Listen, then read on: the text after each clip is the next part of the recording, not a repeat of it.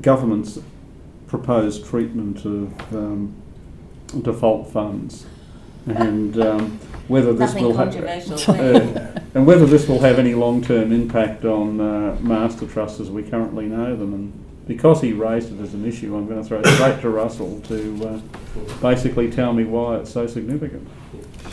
Okay, thanks, Mike. Well, I think as many would know around the table, the government has been grappling with some time as to what to do with default funds under Award Super. There have been various recommendations. At this point in time, the Labor government have decided to keep the Productivity Commission's role in default superannuation, and they will be selecting a maximum of 5 to 10 funds for each modern award as the default funds. Importantly, they will be doing away, or it's proposed they will be doing away with the transitional provisions which many master trusts and corporate funds have relied upon, which was along the basis that if my fund was the default fund 10, 12 more years ago, that even though I'm not specifically mentioned in the modern award, I can continue to be the default fund for my award staff.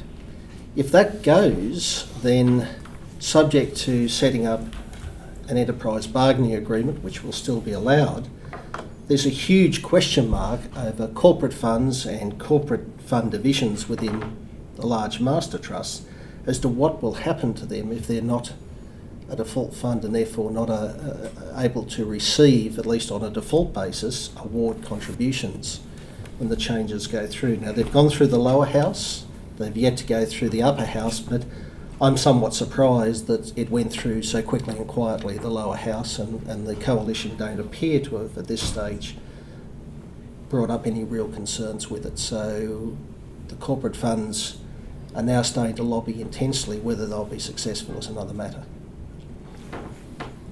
Pauline?